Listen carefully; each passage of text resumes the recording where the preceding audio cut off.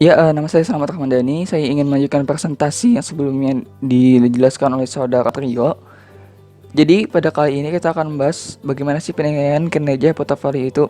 Nah, jadi untuk tujuannya sendiri penilaian kinerja portofolio adalah pertama untuk mengetahui dan menganalisis apakah portofolio yang dibentuk telah dapat meningkatkan tercapainya tujuan investasi. Nah, jadi seperti kita tahu pasti kita punya tujuan saat kita melakukan sebuah investasi, entah itu misalnya kita ingin mendapatkan sebuah return sebesar 25% atau berapa, itu sudah kita tentukan di awal sebelum kita melakukan investasi. Nah, jadi setelah kita dalam suatu periode kita melakukan penilaian, nah apakah portofolio tersebut yang telah kita komposisikan sedemikian rupa, apakah bisa mencapai tujuan investasi tersebut. Nah, di sini kita dapat mengetahuinya. Dan kedua, kita lihat juga untuk dapat mengetahui portofolio mana yang memiliki kinerja yang lebih baik ditinjau dari tingkat return dan resiko masing-masing. Nah, jadi pastilah kita dalam investasi ini memilih bagaimana sih untuk mendapatkan return sebanyak-banyaknya. Tetapi ada juga yang istilah kita lihat high risk high return. Jadi ini semakin besar resiko, maka akan semakin besar juga kita return akan kita dapatkan. Jadi itu tergantung style dari masing-masing investor, apakah memang mereka menghindari dari risiko itu sendiri, tapi dengan risiko juga mereka untuk mendapatkan return itu lebih kecil gitu. Jadi apakah memang ingin mereka mendapatkan return sedikit demi sedikit untuk bisa mendapatkan banyak, atau memang mereka berani untuk melawan risiko tersebut. Yang ketiga adalah untuk melakukan revisi terhadap saham-saham yang membentuk portofolio. Nah, jadi dalam portofolio sendiri kan itu banyak sekali nih isinya ada macam-macam saham. Nah, jadi apa sih yang membuat portofolio itu yang tidak kurang optimal? Nah, jadi kita bisa lihat nih, misalnya dari ada 3 macam nih, ada beberapa macam, entah dari sektor tambang, bank ataupun dari konsumer. Kita lihat nih, ternyata untuk pada periode ini cocoknya itu untuk periode pertambangan mungkin dihilangkan dulu karena tidak prospek kedepannya itu kurang dalam periode yang kita tentukan. Nah, jadi kita bisa lihat nih bagaimana sih yang untuk saham yang mungkin untuk bisa kita revisi kembali untuk periode akan datang, apa yang mungkin tidak maksimal menghasilkan return.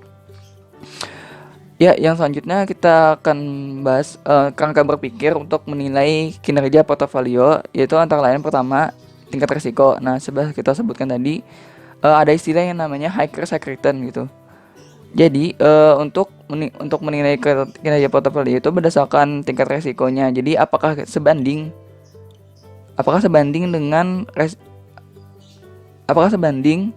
risiko yang kita hadapi dengan return yang akan kita terima.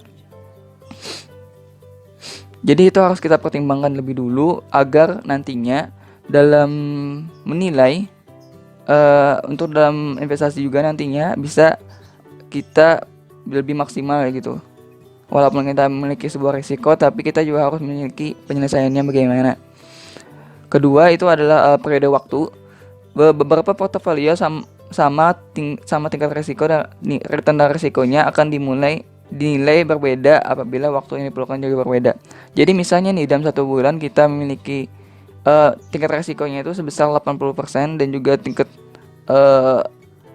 intinya misalnya anggapnya tingkat resiko dan tingkat resiko sama tingkat returnnya itu besar dalam periode 1 bulan.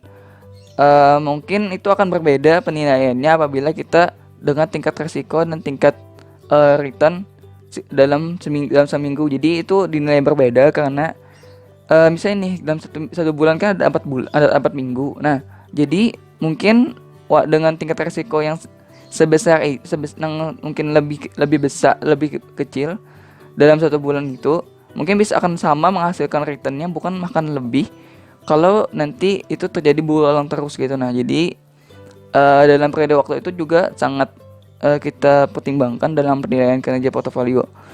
Dan satunya adalah benchmark.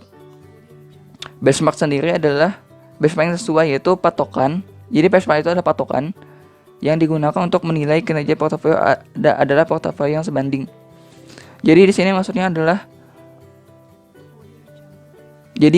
untuk sebuah portofolio biasanya ada beberapa opsi untuk bagaimana sih komposisi sebuah portofolio. Apakah memang ada beberapa sektor, apakah ada yang beberapa saham dalam satu sektor agar bisa lebih maksimal. Misalnya nih, kan kita tidak tahu nih untuk misalnya ada sektor tambang misalnya untuk lebih meningkat itu di bagian saham yang mana. Jadi untuk memaksimalkan itu dia biasanya untuk membeli sebuah saham pertambangan ada beberapa saham gitu, misalnya ada Adaro, ada PTBA gitu. Jadi ada komposisinya agar lebih maksimal dalam returnnya. Yang selanjutnya adalah terdapat 3 set pengangkat pengukuran yang telah memperhatikan faktor risiko yang dapat digunakan untuk melakukan evaluasi kinerja portofolio. Jadi ada beberapa indeks yang kita gunakan dalam penilaian kerja portofolio, yaitu ada pertama indeks Trainer. Pengukuran kinerja portofolio ini dikembangkan oleh Jack L. Trainer yang juga merupakan orang pertama yang menyediakan pengukuran komposit kinerja portofolio yang memperhitungkan tingkat risiko. Jadi di sini pada indeks Trainer ini lebih memperhitungkan dari tingkat risikonya, bagaimana sih dengan resiko begini akan menghasilkan resiko dan return sebagaimana gitu doh. Tujuan Trainer untuk menemukan ukuran kinerja yang dapat diaplikasikan kepada seluruh investor dengan tidak mempedulikan preferensi resiko personal. Jadi maksudnya ini untuk resiko tersendiri itu kita bisa dipandang secara umum, tidak tergantung bagaimana personalnya. Jadi kan misalnya untuk misalnya investor ini sama investor ini memiliki resiko yang berbeda, itu terkadang bisa terjadi. Tapi ada juga yang namanya resiko secara umum, yaitu misalnya dari bagaimana sahamnya itu terlepas dari faktor investornya.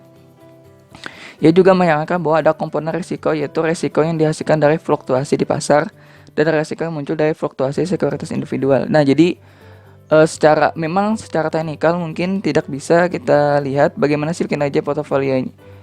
Secara teknikal mungkin kita sulit untuk kadang menanalisis suatu saham karena agak melenceng kadang, karena ada sebuah peristiwa yang biasanya yang namanya fluktuasi yang diatur sedemikian rupa oleh beberapa investor itu, dari beberapa broker. Jadi mereka mungkin bisa bekerja sama, akhirnya ada pelonjakan suatu fluktuasi. Jadi untuk itu kita bisa nih, untuk mendapatkan return sebanyak-banyaknya kita harus tahu nih atau mengetahui tentang info bagaimana mengetahui bahwa akan terjadi suatu fluktuasi yang dirancang oleh seorang broker gitu. Jadi mungkin bisa kita lihat dianalisis dengan bagaimana analisis lihat dari berapa sih yang dibeli oleh beberapa broker. Ada terkadang beberapa sekuritas yang menyediakan informasi tersebut. Ya, tergantung bagaimana cara menilainya. Ya, selanjutnya ada namanya indeks Sharpe. Pengukuran ini dipengaruhi Bill Sharpe dan tekanan erat dengan model penetapan harga aset modal, yaitu atau Capital Asset Pricing Model atau CAPM yang kemarin dibahas pada pertemuan 9. Indeks Sharpe berdasarkan perhitungan pada konsep garis pasar modal. Sebagai patokan, indeks Sharpe diukur dengan cara membandingkan antara premi risiko portofolio dan risiko portofolio yang ditentukan sebagai standar deviasi. Jadi untuk indeks Sharpe sendiri mungkin berbeda dari sebelumnya, sama-sama menggunakan risiko, tapi untuk di sini nih dia mengukurnya berdasarkan ada penetapan harga aset modalnya. Jadi berdasarkan itu dia menggunakan indeks ini berdasarkan dari bagaimana sih CAPM-nya. Dia juga diukur dengan premi risiko. Jadi ada juga namanya premi risiko portofolio. Dan ada juga nanti dihitung risiko portofolio yang dihitung dengan standar deviasinya.